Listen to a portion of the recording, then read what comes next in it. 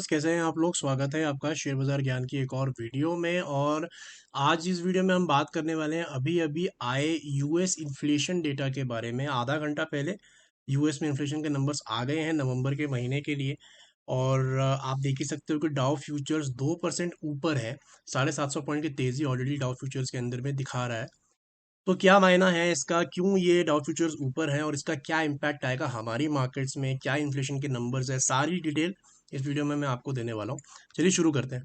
तो बेसिकली जो नवंबर में इन्फ्लेशन आया है यूएस का वो है 7.1%। और ये काफ़ी अच्छा है बिकॉज जो अनुमान था वो था 7.3% का आने का, क्योंकि जैसे जैसे फेड ने इंटरेस्ट रेट्स बढ़ाए हैं उसके बाद में इन्फ्लेशन जो है नीचे आनी तय थी। और अक्टूबर के अंदर में जो इन्फ्लेशन थी वो लगभग 7.7% के ऊपर आई थी। और इस बार यही माना था कि 7.3% तक जो है इन्फ्लेशन आ सकती है।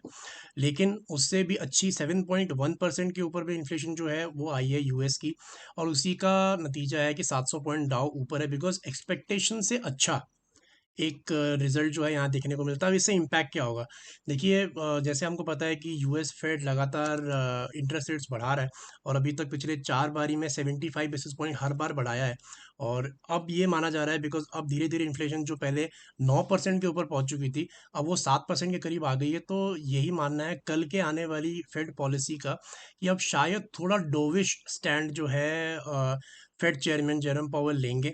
और शायद जो कल का इंटरेस्ट रेट हाइक है जो 50 बेसिस पॉइंट का है, आगे आने वाले समय में भी शायद ऊपर ना जाए बहुत ज़्यादा speed in interest rate hikes की। हालांकि उन्होंने एक चीज़ तो बहुत अच्छे से क्लैरिफाई कर दी थी कि अभी भी रेट हाइक होते रहेंगे, लेकिन 75 बेसिस पॉइंट जैसे बड़े बड़े रेट हाइक आप शायद ना हो।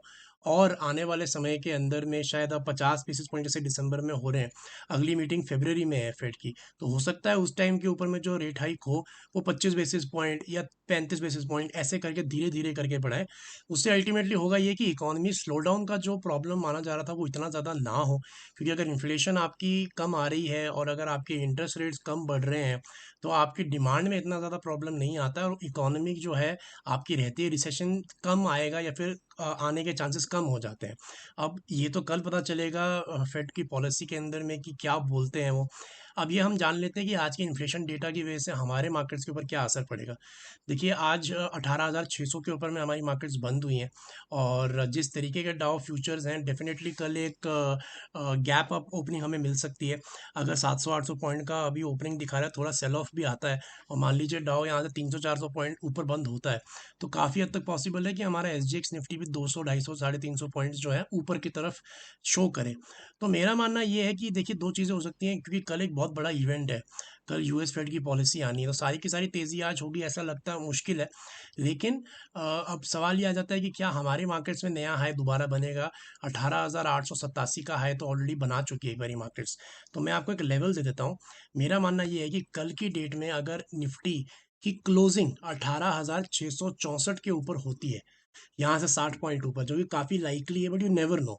अगर ये फिजल आउट नहीं होती, कई बारी ऊपर खुलती है मार्केट्स लेकिन नीचे की तरफ प्रॉफिट बुकिंग आती है। और हमारी मार्केट्स भी अगर कल गैप अप खुलती है हो सकता है लेटर हाफ में प्रॉफिट बुकिंग आए बिकॉज कल बहुत बड़ा इवेंट है, जैसे मैंने बताया फेड की मीटिंग का अनाउंसमेंट होना है।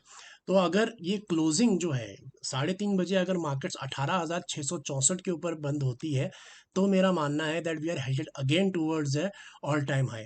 अब वो फेड रिजर्व की जो मीटिंग है उसके बाद में होता है, बजट से पहले होता है या तुरंत हो जाता है कल की डेट में, ये देखने वाली चीज़ होगी। सो काफ़ी अच्छा नंबर है इन्फ्लेशन का। अभी हमारा जो क्यू है, जो हमारी मार्केट्स चल रही हैं वो ग्लोबल हिसाब से ज़्यादा चल रही है अदर देन डोमेस्टिक क्यू से। सो इम्पॉर्टेंट यही है कि इन्फ्लेशन अच्छा नंबर आए और जो फेड रेट हाइक्स कर रहे हैं उसका बराबर असर दिखे। बिकॉज प्रॉब्लम ये हो जाती है कई बार कि फेड रेट हाइक तो कर रहे हैं लेकिन उसके बावजूद भी इन्फ्लेशन के अंदर में कमी नहीं आती। जैसे अभी पीछे पीछे फेड का जॉब डेटा आया था, जॉब डेटा अच्छा दिखा रहा था। जॉब डेटा अच्छा होना एक अच्छी खबर भी है बुरी खबर भी है। उसका रीज़न ये है कि अगर जॉब्स बढ़ रही हैं इसका मतलब डिमांड अभी भी वहीं की वहीं है। और अगर डिमांड वहीं की वहीं है तो इन्फ्लेशन भी वहीं की वहीं रहेगी, बिकॉज अगर लोग खरीद रहे हैं, लोगों के हाथ पैसा अभी भी है। बिकॉज हम सब जानते हैं कि कोविड के पैंडेमिक में बहुत पैसे छापे हैं, बहुत ज़्यादा मोनेटाइजेशन करी है यूएसए ने डॉलर्स छापे हैं बहुत ज़्यादा, और ज़रूरत से ज़्यादा लिक्विडिटी मार्केट में आने की वजह से ये इन्फ्लेशन का प्रॉब्लम जो है अराइज हुआ है।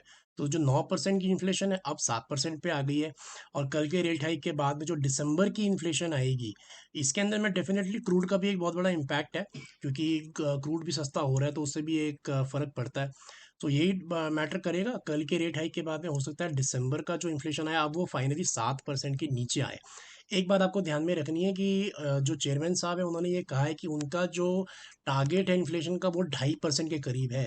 तो अभी भी जो इनको इन्फ्लेशन चाहिए उससे बहुत ऊपर है। सो इसीलिए कुछ रातों रात चेंज नहीं होने वाला, लेकिन एक शॉर्ट टर्म रिलीफ मुझे लगता है आज की रैली देगी मार्केट्स के लिए। तो ये तो सारा का सारा information on the US inflation that just came around half an hour ago. I hope आपको समझ में आया। कोई सवाल है आपका तो आप कमेंट सेक्शन में ज़रूर डालें। मैं मिलूंगा आपसे अपनी अगली वीडियो में, तब तक आप अपना ख्याल रखें and all the best guys.